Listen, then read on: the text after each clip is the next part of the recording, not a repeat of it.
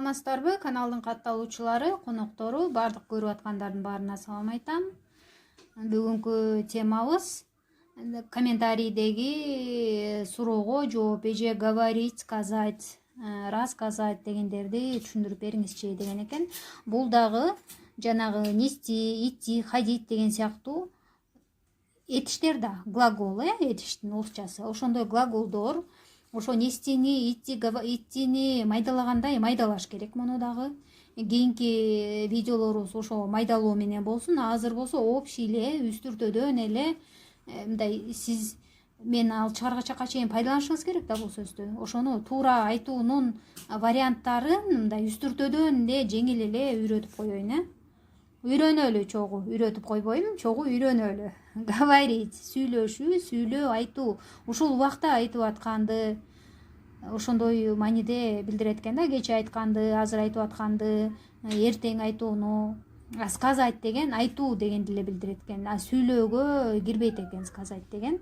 Мисалы, вы можете говорить 2 часа, но не сказать ни одного полезного, мисалы, ни одной полезной мысли.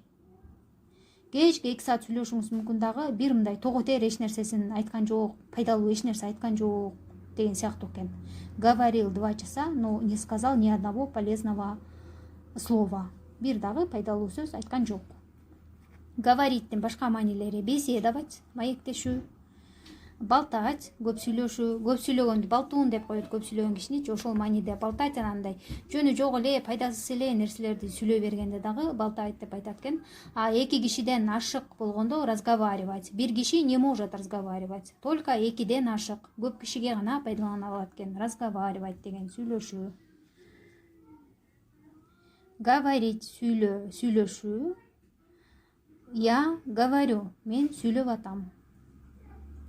Я разговариваю, мен сүйлөшүп атам. Ты говоришь, она говорит, мы говорим, азыр сүйлөп атабыз деген. Они говорят, вы говорите. Мына мурда айткам, кечээ айткам. Я говорила вам вчера, чтобы вы не приходили сегодня. Кечээ айтпадым беле, бүгүн келбей деп. Я говорила вам вчера. Я говорил вам 1000 раз. Мен сизге 1000 жолу айтканмын. Что этот вопрос решаю не я. Бул суроону мен чечпейм деп, мен сизге 1000 жолу айтканмын. Я говорю вам, что вы сделали нехорошее дело. Сизге сүйлөп атам, айтып атам. Сизге сүйлөп атам. Туура эмес иш жазадыңыз деп. Эми келерки маалда болсо буду деген сөздү кошот экенбиз. Я буду говорить. Эми мына говорила, я говорила, ты говорил, вы говорили, он говорил, она говорила, ты кыз болсо говорила, бала болсо говорил, мы говорили, мурда айтканбыз дейт. Говорили дегенде мурда өтүп кеткен чак экен. Мурда айтканбыз, мурда сүйлөгөнбүз. Я говорю, сүйлөп атам. Ты говоришь, она говорит. Мы говорим, вы говорите, они говорят. Ушул маалда экен бул. Келе турган чакка болсо, буду деген сөздү кошуп анан айтат экенбиз. Будуну кошпосок, бул сүйлөп атам деген сөз туура эмес болуп калат экен. Андай кылып айтылбайт экен.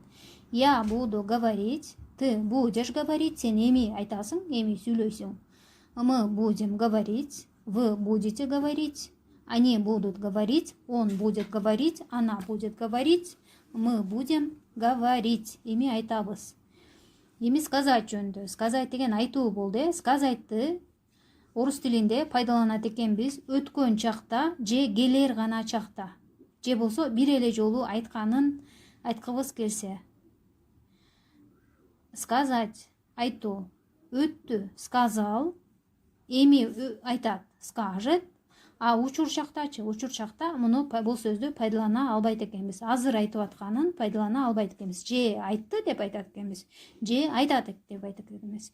Мисалы, мындай сөздө мы говорили с ним 2 часа, обсуждали проблему, и он сказал, что я к этому делу отношения не имею. 2 саат сүйлөдүк, ушул проблеманы обсуждать этип аттык, чечип аттык дейт. Анан ал айтты, мына бир эле жолу айтты. Сен буга тиешем жок деп айтты мага деген. Я скажу, мен айтам, ты скажешь, она скажет, вы скажете, они скажут, мы скажем, айтабыз дейт. Эми айтабыз деген неме болду бул варианты. А мурда айткан болсо, я сказал, бала айтат, айымдар, я сказала, ты сказал, ты сказала, он сказал, она сказала, вы сказали, они сказали, мы сказали. Мурдагы өткөн манеде. Я сказала, мен айткам деди. Мурдагы өткөн чакта пайдаланат оста. Я вчера вам сказала, что вы сегодня не приходили на работу. Мен кечээ силерге айткам, бүгүн жумушка келбегиле деп. Он нам сказал, чтобы мы сегодня не приходили. Ал бизге айткан, бизде бүгүн келбе деп. Он нам вчера сказал. Он мне неделю назад сказал, что вы, у меня будет другая работа. Бир жума мурун айткан, мага башка жумуш болот деп. Эми азыр айткан дегендечи. Азыр айткан дегенде сказал дегенден варианты жок экен. Азыр айтып атканда я говорю деп эле айтат экенбиз. Сүйлөп атам деген маанини айтсаңыз дагы, мен айтып атам дегенде айтсаңыз дагы, мен айттым дегенде айтсаңыз дагы. Я говорю деп эле айтат экенбиз. Он неделю назад сказал нам. Мурда айткан деди. Он сегодня сказал нам. Бүгүн айтты 5 минут мурун. Он говорит, азыр айтып атат. Он говорит, чтобы мы завтра не приходили на работу. Азыр айтып атат, бизде эртең жумушка келбе деп. Он говорит, что у меня через неделю будет другая работа. Ал азыр айтып атат, мени бир жумадан кийин башка жумушка өткөрөт экенин. Он говорит, ушул мал деп, Эми келе турган малда сказатты пайдалана алат экенбиз. Я скажу, жана айттым, вы скажете, мы скажем, он она скажет. Ручкам жок экен.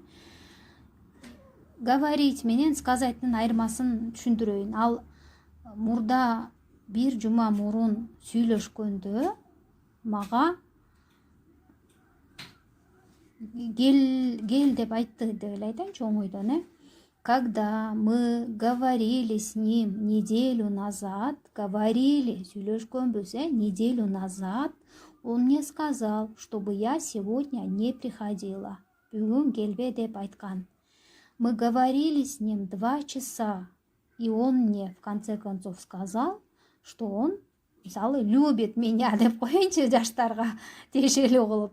2 саат сүйлөштүк, анан 2 саат сүйлөшкөндөн кийин мен сени жакшы көрөм деп айтты мага.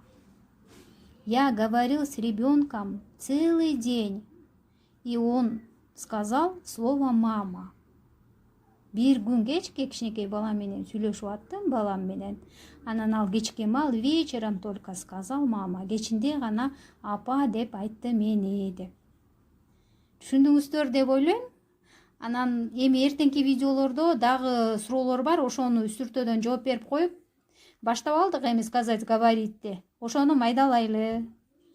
Катталбай көрүп аткан болсоңуз, подписаться, катталуу деген кнопканы басыңыз. Башка бирөө менен бөлүшкүңүз келип атса, поделиться деген, бөлүшүү деген кнопканы басыңыз. Кийин дагы бир жолу көрөм деген оюңуз бар болсо, сохранить, өзүңүзгө сактап алуу деген кнопканы басыңыз. Жакса класс басыңыз, жакпаса дизлайк басыңыз. Жаман уят сөздөрдү жазууга болбойт.